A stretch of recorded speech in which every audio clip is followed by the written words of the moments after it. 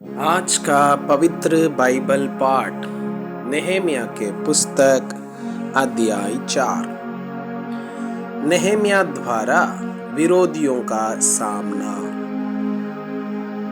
जब संबलत ने सुना कि यहूदी लोग शहरपनाह को बना रहे हैं, तब उसने बुरा माना और बहुत रिसियाकर यहूदियों को टट्टों में उड़ाने लगा। वह अपने भाइयों के और शुम्रोन की सेना के सामने यों कहने लगा, वे निर्बल यहूदी क्या करना चाहता है? क्या वे वो काम करने बल से करेंगे? क्या वे अपना स्थान दृढ़ करेंगे? क्या वे यज्ञ करेंगे? क्या वे आज ही सब काम पूरा कर डालेंगे? क्या वे मिट्टी के ढेरों में के जले हुए पत्थरों को फिर नए सिरे से बनाएंगे? उसके पास अम्मोनी तोबिया था और वो कहने लगा, जो कुछ वे बना रहे हैं, यदि कोई गिद्धड़ भी उस पर चढ़े तो वो उनकी बनाई हुई पत्थर की शहरपनाह को तोड़ देगा। हे हमारे परमेश्वर, सुन ले कि हमारा अपमान हो रहा है और उनका किया हुआ अपमान उन्हीं के सिर पर लौटा दे और उन्हें बंदवाई के देश में लौटवा दे। उनका अधर्म तू न ढांप और न उनका पाप तेरे सम्मुख से मिटाया जाए, क्योंकि उन्होंने तुझे शहरपनाह बनाने वालों के सामने क्रोध दिलाया है।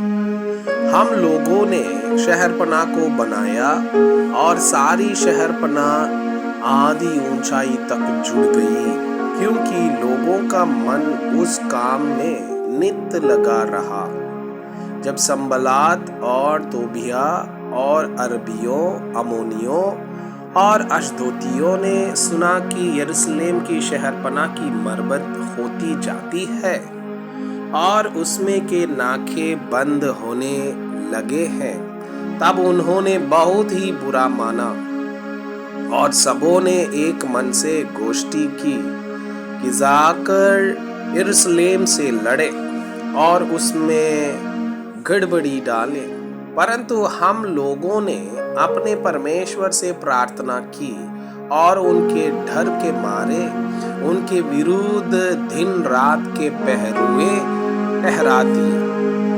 परंतु यहूदी कहने लगे, ढोने वालों का बल घट गया और मिट्टी बहुत बड़ी है, इसलिए शहरपनाह हमसे नहीं बन सकती। हमारे शत्रु कहने लगे, जब तक हम उनके बीच में ना पहुंचे और उन्हें घात करके वह काम बंद ना करे, तब तक उनको ना कुछ मालूम होगा और ना कुछ दिखाई पड़ेगा। फिर जो यहूदी उनके आसपास रहते थे, उन्होंने सब स्थानों से 10 बार आकर हम लोगों से कहा, तुमको हमारे पास लौट आना चाहिए। इस कारण मैंने लोगों को तलवारें, भर्चियां और धनुष देकर शहरपनाह के पीछे सबसे नीचे के खुले स्थानों में घराने घराने के अनुसार बैठा दिया। तब मैं देखकर उठा और राइसों और हाकिमों और अन्य सब लोगों से कहा, उनसे मत डरो। प्रभु जो महान और भय योग्य है, उसी को स्मरण करके अपने भाइयों, बेटों, बेटियों, स्त्रियों और घरों के लिए युद्ध करना।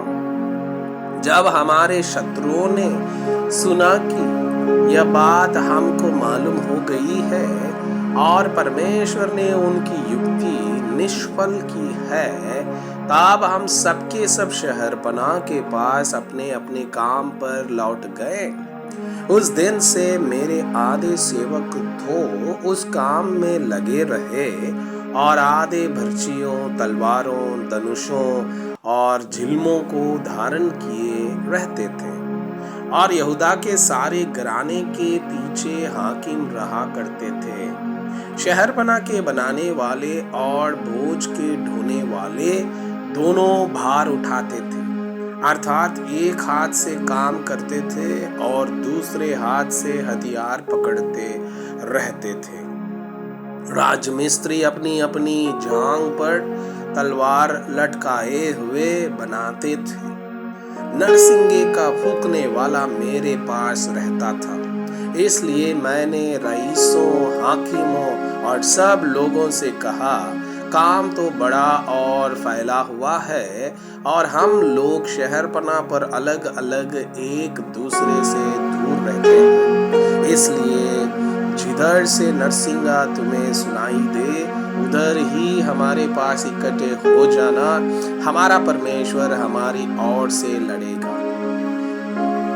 यो हम काम में लगे रहे और उनमें आधे पाँव फटने से तारों के निकलने तक भर्चियां लिए रहते थे। फिर उसी समय मैंने लोगों से यह भी कहा, एक एक मनुष्य अपने दास समेत यरूशलेम के भीतर रात बिताया करे कि वे रात को तो हमारी रखवाली करें और दिन को काम में लगे रहे।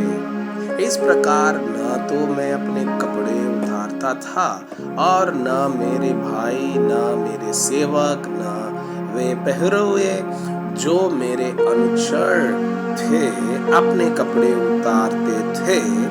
सब कोई पानी के पास भी हथियार लिए हुए जाते थे।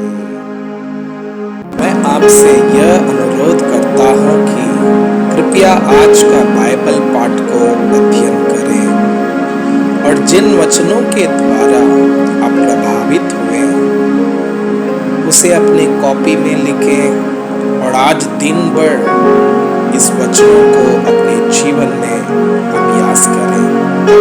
परमेश्वर चाहता है